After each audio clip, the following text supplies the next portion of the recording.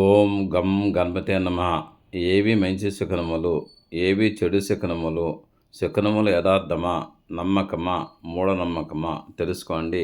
Line BSKV ప్రసరాల సిద్ధాంతి 9440255669 voice of 1952 BSK ప్రసాద సిద్ధాంతి channel. ఈ వీడియో కడవరకు చూడండి.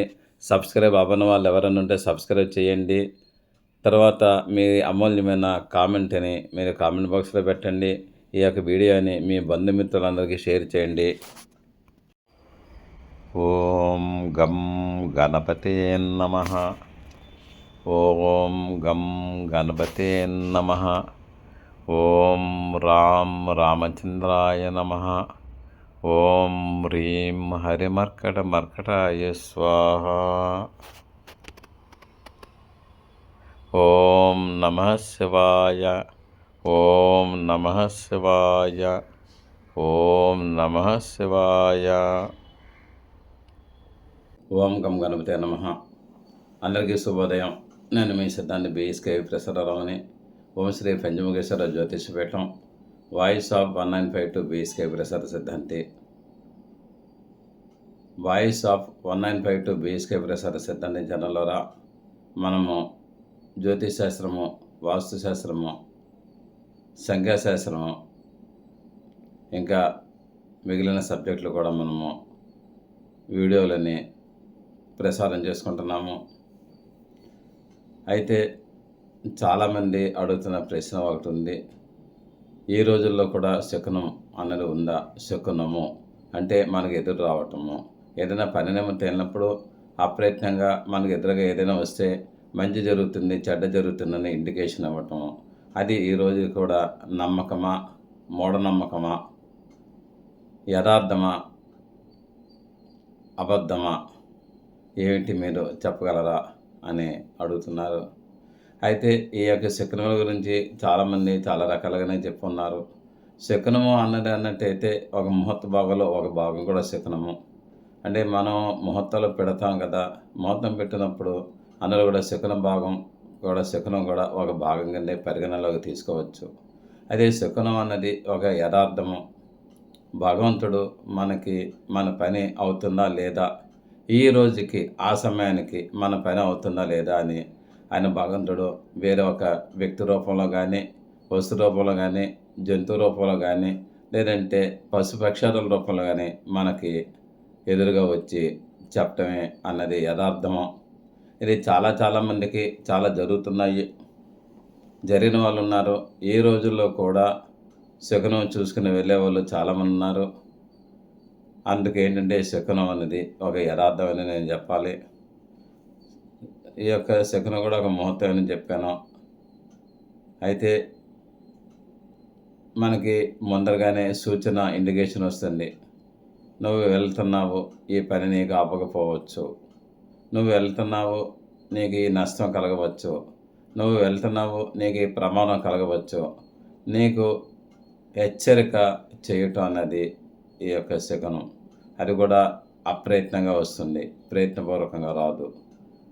అయితే ఆ శకునము, ఎటువంటి శకునాలు మనకి మంచివి ఇండికేషన్స్ వస్తాయి, ఎటువంటి శకునాలు చెడ్డ ఇండికేషన్ వస్తుంటాయి అని మనం ఈ రోజున తెలుసుకున్నాము. అనేది మొట్టమొదటిగా తన యొక్క భార్య ఎదురు రావటం చాలా మంచిది. తన తల్లి ఎదురు రావటం మంచిది. దాని తర్వాత మంగళ వాయిద్యములు ఎదురు రావటం మంచిది. నెక్స్ట్ ఏంటంటే ఒక ముత్తైదువ ఎదురు రావటం మంచిది. పూర్వకాలంలో అయితే వేశ్య కూడా ఎదురు రావటం మంచిది. కన్య ఎదురు రావటం మంచిది.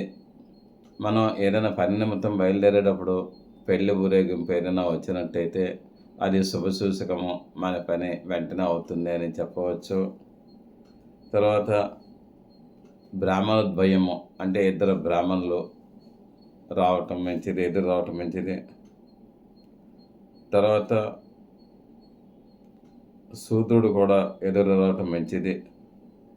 మంగళ వాయిద్యములు ఎదురు రావటం మంచిది. ఏదైనా పని నిమిత్తం మనం వెళ్ళినప్పుడు మనకు ఎదురుగా పళ్ళు కానీ, పువ్వులు కానీ, ఛత్రచామరములు కానీ, గుర్రం కానీ, ఏనుగు కానీ, పూర్ణ కుంభము అంటే ఎవరన్నా బ్రాహ్మలు పూర్ణకమూతో వస్తున్నట్టయితే అది మనకి చాలా మంచి ఫలితం చేస్తుంది. చెరుకు గడలు రావటం మంచిది. పాలు మనకి ఎదురుగా రావటం మంచిది. నిండు పాలకొండతోటి కన్నెపిల్ల రావటం మంచిది. నిండు పాలకొండతోటి పాలబ్బాయి రావటం మంచిది. మనకి మంచి జరుగుతుంది. అన్నం రావటం కూడా మంచిది. ఎవరైనా క్యాటరింగ్‌గా వస్తుంటారు, అన్న పదార్థాలు తెస్తుంటారు. అప్రయత్నంగా వస్తుంటే అది చాలా మంచిది. మంచి ఫలితాన్నిస్తుంది. తర్వాత కామధేనువు రావటం మంచిది. పాలు, పెరుగు, బియ్యము ఇవి రావటం మంచిది. తర్వాత మాంసము రావటం మంచిది. పొగలేని అగ్నిజ్వాల మనకు ఎదురుగా ఎవరైనా తెస్తుంటే అది చాలా మంచి ఫలితాన్ని ఇస్తుంది. శుభ ఫలితాన్ని ఇస్తుంది. అదేవిధంగా తేనె పదార్థాలు రావటం మంచిది. తర్వాత అక్షతలతోటి ఎవరైనా వస్తుంటే చాలా మంచిది. వీణ, మృదంగము, శంఖము, ఒక భ్రమరము, దాని తర్వాత నల్లకోతి, తెల్లని వస్తువులు మనకు ఎదురుగా రావటం చాలా మంచిది. మంచి ఫలితాలు ఇస్తాయి. తర్వాత కుక్క రావటం మంచిది. కుక్క చెవి విదల్చడం మంచిది. వధూవరులు రావటం మంచిది. మనకి ఎదురుగా ఎవరన్నా గంట వాయిస్తూ ఎదురుగా వస్తుంటే చాలా మంచి ఫలితాన్ని వస్తాయి. మంచి శకునము. తర్వాత మంగళ వస్తువులు రావటం మంచిది. మృదువైన శీతల వాయువులు, చల్లని వాయువులు రావటం మంచిది. తర్వాత నెక్స్ట్ మానసిక ఆనందము. మనం ప్రయాణం చేస్తుంటే మన మానసిక ఆనందం కలగడం చాలా మంచిది. మంచి ఫలితాలు వస్తాయి.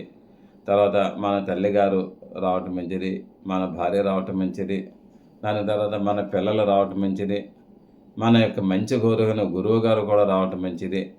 మన మంచి కోరికనే ఏ యొక్క వస్తువు వచ్చినా మంచిది. శుభ సూచకము. నీకు ఈ పని అవుతుందని గ్యారంటీగా చెప్పడం లాంటిది ఉంటుంది. తర్వాత వృషభము, ఎద్దు, తెల్లని ఎద్దు రావటం మంచిది. అర్థంతో ఎవరైనా వస్తే చాలా మంచి ఫలితాలు వస్తాయి. ఇవన్నీ కూడా వస్తుండగా మనం వెళ్ళినట్టయితే ఆ పని దిగ్విజయంగా అవుతుందని మనకి అవి చెప్తాయి. ఇవన్నీ కూడా చూసుకుని మీరు వెళ్ళవచ్చు.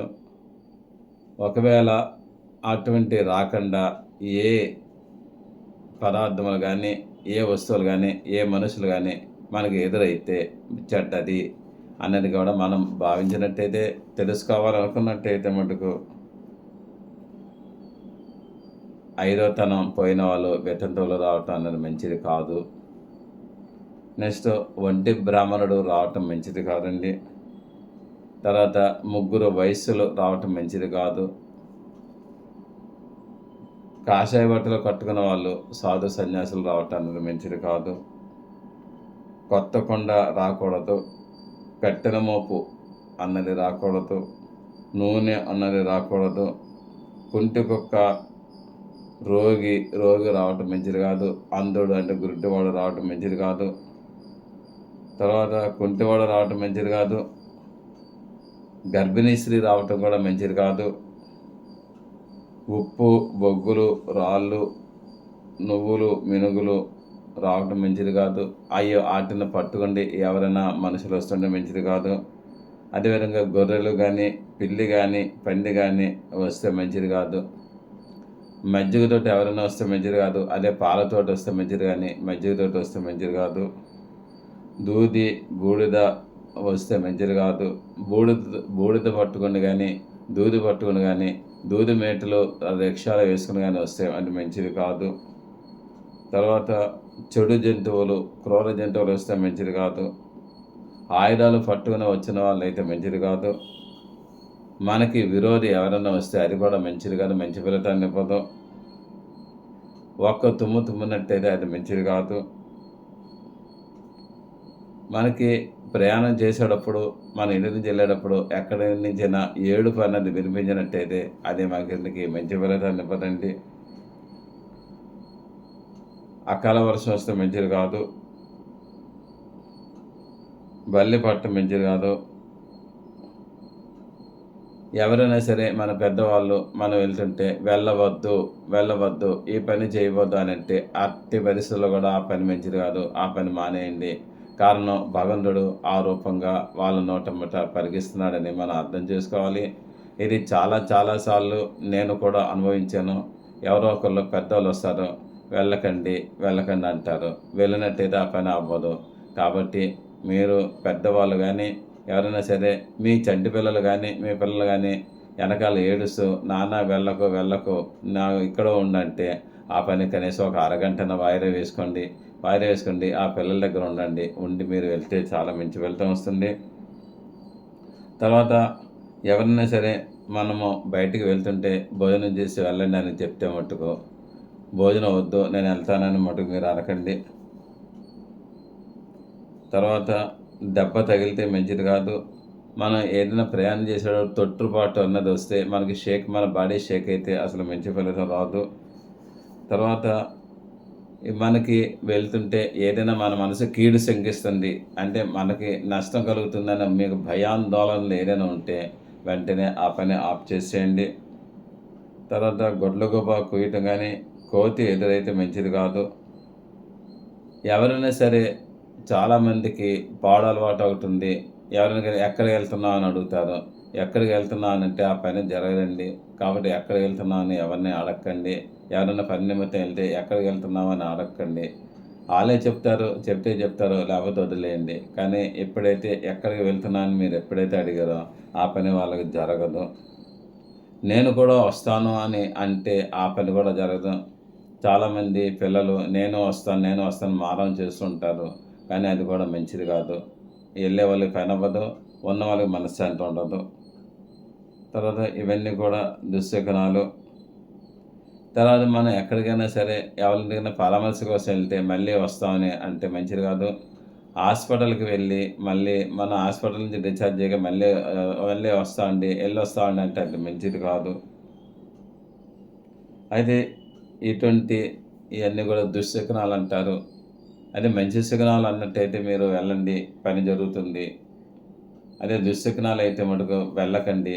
పని వాయిదా వేసుకోవడం కానీ లేదా అన్నట్టయితే మీరు మళ్ళీ వెనక్కి వచ్చి ఇంట్లోకి వచ్చి కాళ్ళు చేతులు కడుక్కోండి. తర్వాత ఒక కొద్దిసార్లు నీళ్లు పుక్కిలించి ఊయండి. తలపైన కూడా నీళ్లు జల్లుకోండి. మీ యొక్క నేత్రములను కళ్ళను నేలతో తుడుచుకోండి. తర్వాత మీరు మంచినీళ్ళు కాస్త తాగండి. తాగి మీకు ఇష్టదేవైనా ప్రార్థించి కాసేపు పిచ్చాపాటి ఇంట్లో మాట్లాడుకోండి. వీలైతే ఒక 15 నిమిషాలు దైవ ధ్యానం చేసుకోండి. మనసును ప్రశాంత వాతావరణంలో ఉంచుకోండి. మీరు మళ్ళీ మంచి శకునం చూసుకుని వెళ్ళినట్టయితే బాగుంటుంది. అయితే మనకి మంచి శకునం వస్తుందా రాదా అన్నది మనకు అప్రయత్నంగా తెలియదు. కాబట్టి మనకి హితము చేకూర్చే వాళ్ళు మనకి ఎవరున్నారు? మన తల్లి, మన భార్య, తర్వాత పిల్లలే కదా. అందుకు ఆ పిల్లలని ఎదురు రమ్మనండి. అయితే మీ అంతటి మీరు ఎదురు రండి అని అనకండి. మనం ఎదురు రండి అని అనిపించుకునే వాళ్ళ చేత రప్పించుకోవడం అది శకునం అవ్వదు. అదే వాళ్ళందరి వాళ్ళు అప్రయత్నంగా రావాలి. అందుకే అమ్మ మీ అందరికీ నేను చెప్తున్నాను, మీ భర్త కానీ, మీ యొక్క తండ్రి కానీ, మీ యొక్క పిల్లలు కానీ, మీ యొక్క ఇతులు కానీ ఎక్కడైనా ప్రయాణ నిమిత్తం బయటకు వెళ్తున్నట్టయితే దయవుంచి వారు అడగకుండానే మీరే ఎదురు వస్తాను అని చెప్పి ఎదురు రండి. ఎదురు వస్తే వాళ్ళకి ఆ పని దిగ్విజయంగా అవుతుందని నేను సగర్వంగా చెప్తున్నాను. ఏది ఏమైనప్పటికైనా సరే ఈ శకునము అన్నది పూర్వకాలం నుంచి వస్తున్నది. ఈ కాలంలో కూడా అనుభవం ఉంది. ఈ రోజుని ఇన్ని యాక్సిడెంట్లు అవుతున్నాయి అన్నట్టయితే మనం ఇది కూడా చూసుకొని వెళ్ళటం. ఇన్ని పనులు అభ్యంతరకరంగా అవుతున్నాయి, పనులు కూడా అవ్వకుండా ఆటంకాలు వస్తున్నాయంటే మనం మొండిగా వెళ్ళటం. అందుకు మొండిగా వెళ్ళొద్దు. మనము మంచి ఎదురు చూసుకుండి వెళ్తే మంచి ఫలితం వస్తుంది. శుభం భూయాత్. ఆయురారోగ్యేశ్వర అభివృద్ధి రస్తం. సదా భగవత్ సేవలో మీ సిద్ధాంతి బీఎస్కే ప్రసాదరావు. మరలా ఇంకొక వీడియోతో మీ ముందుకు నేను త్వరలోనే వస్తాను. ఈ వీడియో మీకు నచ్చినట్లయితే లైక్ చేయండి, సబ్స్క్రైబ్ అవ్వండి, మీ ఆత్మీయులందరికీ షేర్ చేయండి.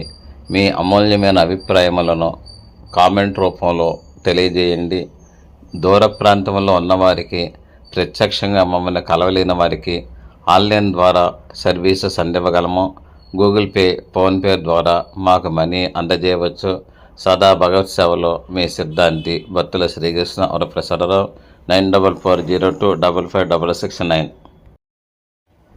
Thank you for your careful reading of this lesson.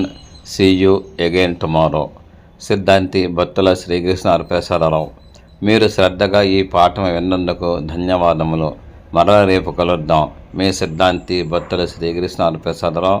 Voice of 1952 BSK ప్రసాద సిద్ధాంతి ఛానల్ 9440255669. ఓం నమః శివాయ నమః.